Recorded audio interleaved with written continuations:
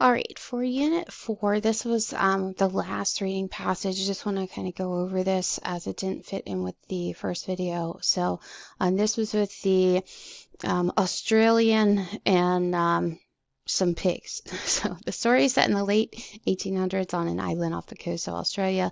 The narrator is a trader who recently settled on the island. Pigs were the next trouble, my own pigs and the pigs of the general public. When I landed on the island, I had brought with me from Sydney a lady and gentleman pig of exceedingly high lineage. They were now the proud and happy parents of 7 beautiful little black and white piglets, and at any hour of the day one might see numbers of natives looking over my wall at the graceful little creatures as they chased one another over the grass, charged at nothing, and came to a dead stop with astonishing rapidity and a look of intense amazement. So, pausing there, realizing that this narrator thinks pretty highly, based on the word choice, of his pigs, like gentleman, lady, exceedingly high lineage, graceful. So, word choice there gives me a heads up about that. One fatal day I let them out, thinking they would come to no harm, as their parents were with them. As they did not return at dusk, I sent you, the under nurse, to search for them. She came back and told me in a whisper that the father and mother pig were rooting up a sweet potato patch belonging to the local chief. The piglets she had failed to discover. Enjoining secrecy, I sent you and Harry to chase the parents home. This was effected after considerable trouble, but the owner of the potato patch claimed $2 damages. I paid it, feeling his claim was just. Okay, so it's kind of his fault. He let the pigs out wild, and they were enjoying some sweet potatoes for sure. Next morning, the 7 piglets were returned one by one, by various native children. Each piglet had, according to their accounts, been in a separate garden and done considerable damage, and because they, the piglets, were the property of a good and just man, the owners of the gardens would not hurt or even chase them, etc. Glad to recover the squealing little wonders at any cost, I gave each lying child $0.25.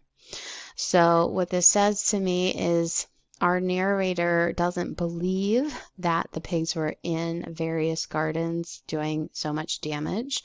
And even though they came back and they said that they would not harm the pigs or chase the pigs or anything, he's not quite believing as they are the native children. Some of the word choice again, the good and just man. All right. Next day, I had a piece of ground walled in with lumps of coral, and placed the porcine family inside. Then I wrote to the counselors asking them to notify the people that if any of the village pigs came inside my fence and rooted abysmal holes in my ground, as had been their habit hitherto, I should demand compensation. His Honor the Chief Justice stated in court that this was only fair and right. The white man had paid for the damage done by his pigs, and therefore he was entitled to claim damages if the village pigs caused him trouble. I had previously squared His Honor with the promise of a male sucker. So it sounds like he bribes the Chief Justice here at the end. If you didn't catch that, what that means with his promise of a male sucker is that he would give it to the Chief Justice.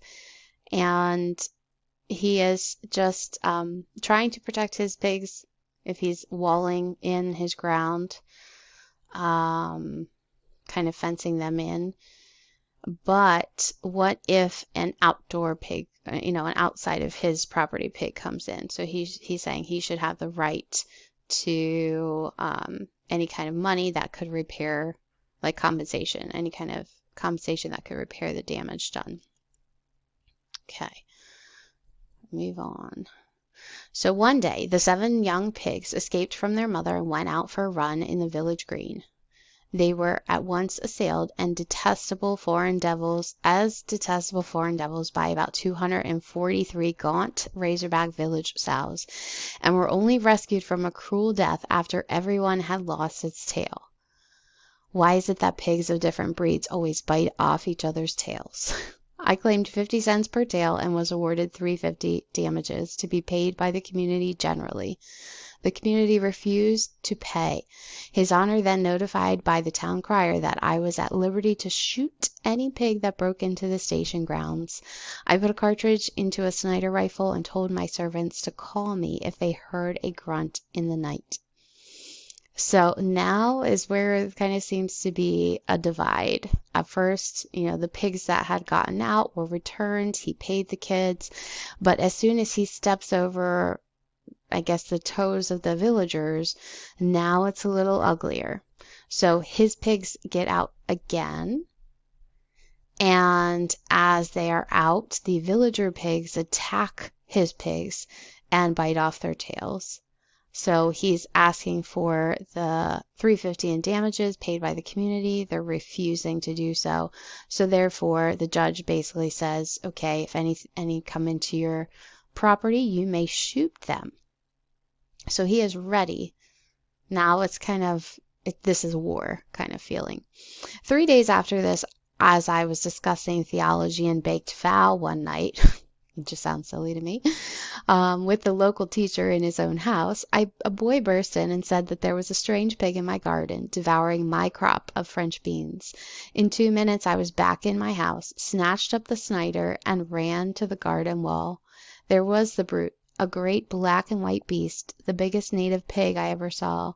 His back was turned, but hearing my steps, he went about and faced me. 'Twas a bright moonlit night, and the bullet plugged him fair between the eyes. Over he rolled without a kick. Then I heard a shriek or laughter, and saw half a dozen girls scuttling away among the cocoa palms. A horrible suspicion nearly made me faint. Jumping over the wall, I examined the defunct, and could scarce forbear to shed a tear. 'Twas mine own prized black Australian boar, daubed over with splashes of coral lime whitewash, and the whitewash came from a tub full of it, with which the natives had that morning been whitening the walls of the newly built village church. The one-eyed old scoundrel of a deacon told me the next day it was judgment on me. And so what that says to me is that the boy comes in to let him know, however, it was a joke. They tricked him. They painted his own boar to look like one of the native pigs. And because his back was turned, it was nighttime, he ended up shooting his own pig. And when the deacon says it's judgment on you, it's because him overstepping those boundaries, I guess, kind of respect and common courtesy. And it was as if his pigs were more valuable than the native pigs. And if his pigs got out, he did try and prevent that after by putting up the wall, but it didn't seem to be fair that if some native pigs got into his property, he was allowed to shoot them because the community didn't pay for the damages done by their pigs. And so it was kind of, he stepped over that boundary of respect and keeping everything kind of placid.